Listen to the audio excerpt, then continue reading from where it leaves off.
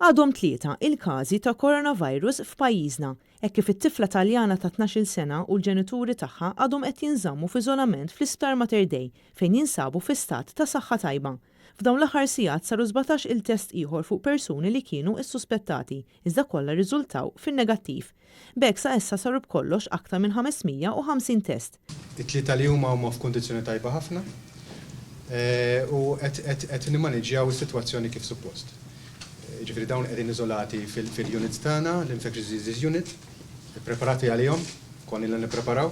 Is-sitwazzjoni tagħhom hija tajba u m'hemmx indikazzjoni li daw qed jiddeterjoraw. Familja li ġiet deskritta bħala waħda responsabbli ħafna għax osservat l-istruzzjonijiet ta' kwarantina volontarja. Li dawn il-pazjenti li għandna bħalissa kienu responsabbli ħafna.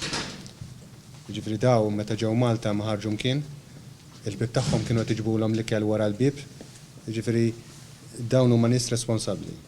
Li veru minħabba fihom irnexxielna dal-każ iżolat, żgur se nżommuh iżolat. Da grazzi ħabba. Ir-riżultaw wkoll li flimkien mal-familja Taljana li marret vakanza fi Trentino u li riżultaw pożittiv għal coronavirus kien hemm anke familja Maltija fl-istess btala. Però wara li sarulhom it-testijiet neċessarji huma rriżultaw negattiv għal COVID-19. Il-familja msemmija xorta ntalbet sabiex tibqa' fi kwarantina sas-16 ta' Marzu bħala prekawzjoni.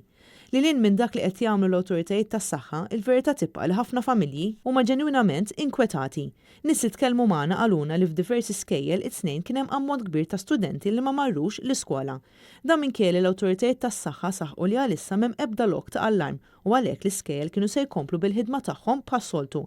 Iżda minkejja dan l-MUT u l-UPE ħabru numru ta' direttivi fosthom biex jitħassru il-Parents Days u biex ma jsirux attivitajiet fl-iskejjel.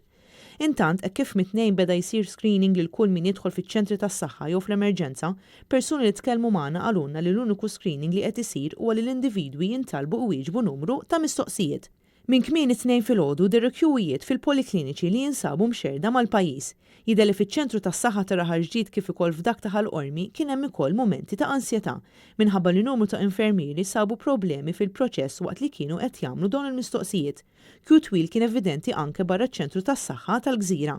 Sar magħruf ukoll li miżura ġdida mitluba mill-awtoritajiet tas-saħħa kienet li ma jkunx hemm ilma fil-fonti tal-ilma mbierek fil-knejjes kollha madwar Malta u Għawdex.